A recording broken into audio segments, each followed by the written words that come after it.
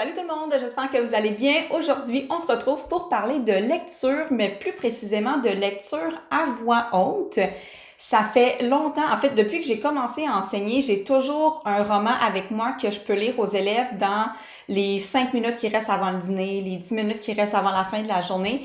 Puis j'ai vraiment pris goût à ça. Puis depuis que je suis en poste, je dois lire au moins 4-5 romans à mes élèves dans l'année, puis ils adorent ça. C'est vraiment des romans que j'utilise pour le plaisir de la lecture. Il n'y a jamais aucun travail associé, aucune tâche. Bon, c'est sûr que des fois, on fait de l'appréciation, on fait de l'interprétation et tout ça, mais à l'oral, les élèves n'ont jamais rien à faire à l'écrit. Puis des fois, c'est eux-mêmes qui me demandent « Hey, on a 2 minutes, on peut-tu lire notre livre qu'on a en ce moment? » Fait que aujourd'hui, je voulais vous partager mon top 5 de mes livres préférés à lire à voix haute aux élèves. Là, il faut que je vous avertisse de quelque chose. Là, je me sens vraiment poche parce que tous les livres dont je veux vous parler aujourd'hui sont à l'école. Il y en a certains que je possède personnellement qui sont dans ma bibliothèque. Sinon, je vais souvent en emprunter à la bibliothèque de l'école même. Comme ça, si jamais il y a un tome 2, tome 3, tome 4, les élèves peuvent les prendre à la bibliothèque de l'école. Mais là, je les ai pas, puis je les ai cherchés à la bibliothèque de ma ville et ils sont pas disponibles en ce moment. Fait que j'ai rien à vous présenter physiquement, mais en même temps, c'est comme un bon signe parce que ça veut dire que c'est des livres qui sont aimés parce qu'ils sont loués en ce moment. Fait que je m'excuse, mais aujourd'hui, vous allez devoir vous contenter des images que je vais vous mettre juste à côté. Je vais commencer par le classique de chez Classique. Là, je pense qu'il y a beaucoup de profs du 3e cycle qui lisent ces livres-là à leurs élèves. Il s'agit de 7 comme 7 heures et Madame Wenham de Patrick Sénécal. C'est ses 2 seuls romans pour enfants. C'est des livres que je lis, généralement, je commence 7 comme 7 heures au début du mois d'octobre parce que c'est un livre qui est un petit peu effrayant, d'horreur, parce que si vous connaissez Patrick Sénécal, c'est ce genre de livre-là qui est écrit pour les adultes. Mais je vous dirais que c'est pas si effrayant que ça pour les élèves du 3e cycle. Je dirais en bas de ça, pas vraiment. J'ai des collègues qui l'ont lu en 4e année, puis il y a des élèves qui ont pas aimé ça. Puis en bas de ça, 3e année, c'est un petit peu touché parce que ça parle du Père Noël, de la Fée des Dents, du lapin de Pâques. Fait que au niveau de l'âge des élèves, là, je dirais que c'est peut-être pas approprié là, de leur lire ça parce qu'ils croient encore à toute cette belle magie-là. Mais c'est toujours un gros hit. Puis honnêtement, je pense que dans ma classe, 7 comme 7 heures pogne vraiment beaucoup, mais Madame Wenham pogne encore plus parce que c'est l'histoire d'une enseignante qui est vraiment méchante. Puis là, les 2 personnages principaux vont essayer de découvrir qu'est-ce qui se passe avec ça. Là, ils se doutent de quelque chose. Fait que je vous les conseille vraiment. Si vous les connaissez pas, allez vous les chercher, les lire. Puis c'est sûr que votre gang va aimer ça là, au 3e cycle. Les prochains livres dont je vais vous parler, ce sont 2 romans écrits par mon amie Audrey Archambault. Il s'agit de Eléalix, Eléalix 1 et Eléalix 2. Le 3 devrait sortir au printemps prochain. Puis d'ailleurs, mes élèves ont vraiment hâte. Là, ils sont vraiment fâchés, mes élèves de 4e qui vont être en 5e, de ne pas être dans ma classe à nouveau pour le lire, mais je leur ai promis d'aller les chercher pour le lire. Pourquoi c'est un coup de cœur, ce livre-là? Bien, parce que, premièrement, ce sont des romans d'aventure. Hein, ce sont des enfants qui partent dans un camp de jour. Puis là, ils se mettent ils entendent une légende d'une cité perdue en quelque part. Puis là, ils se mettent à chercher des informations. Ils s'aventurent dans le bois et tout ça. Mais ce qui est particulier avec ce livre-là, c'est que c'est un livre dont vous êtes le héros.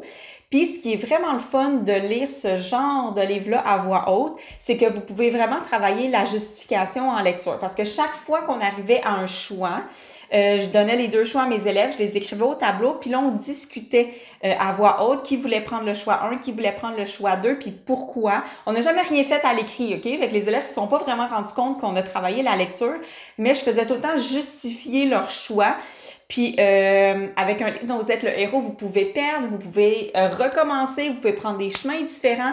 Le tome 1, ça nous a pris vraiment longtemps à le terminer parce qu'on a perdu, je pense, au moins 3 fois, puis on a dû recommencer. On a un petit peu triché en passant, là, parce qu'au lieu de retourner au début complètement, on retournait à la dernière décision qu'on avait prise, puis on changeait de chemin. Mais le tome 2, ça nous a vraiment pas pris de temps. On dirait que toute l'expérience qu'on avait prise dans le tome 1 nous a fait faire les bons choix dans le numéro 2, fait que ça nous a même pas pris 2 semaines de le lire en tout et partout, là. Fait que je vous les conseille vraiment, c'est super bon.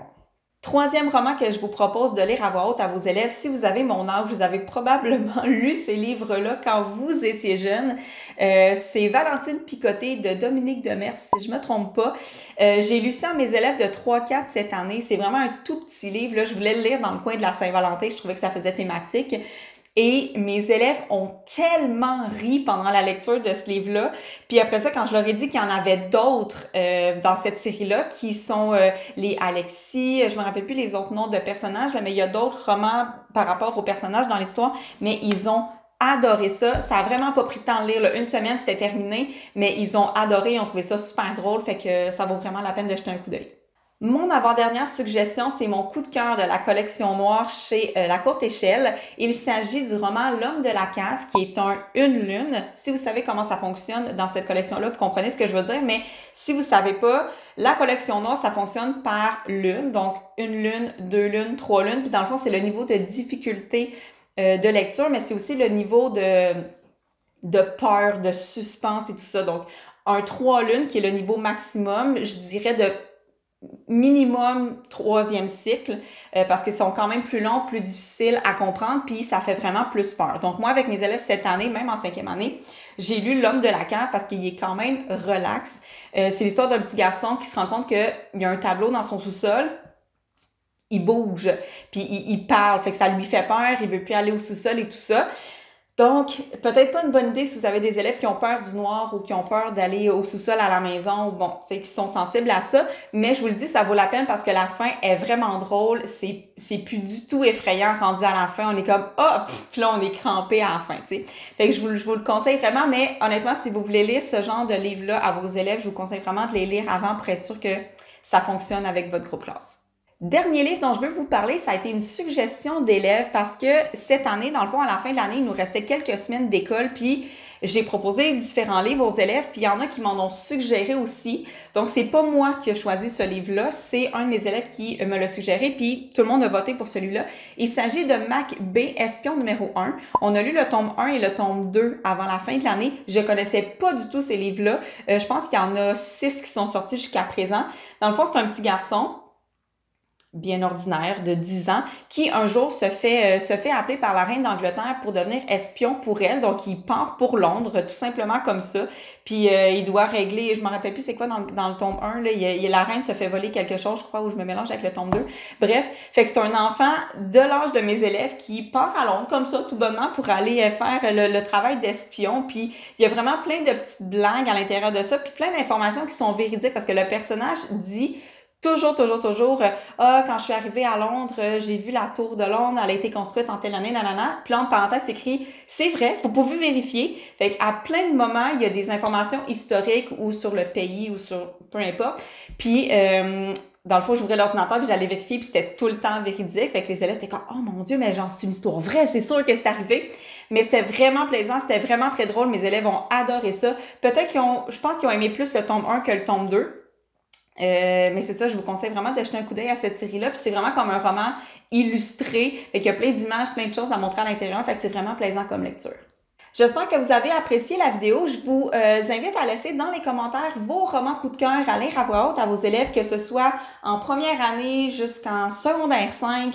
Peu importe, je suis ouverte à toutes les suggestions. Je veux savoir qu'est-ce que vous aimez lire pour le plaisir à vos élèves. Et en même temps, n'oubliez pas de vous abonner à ma chaîne pour manquer aucun contenu puis d'activer aussi la petite cloche pour recevoir des notifications. Suivez-moi aussi sur Instagram et sur mon groupe Facebook Les Trouvailles de Marie-Florence qui va reprendre du service début mi-août. Je suis déjà en train de préparer mes publications pour la rentrée scolaire. Fait qu'assurez-vous d'être abonné par là. Et sur ce, on se voit dans une prochaine vidéo. Bye tout le monde!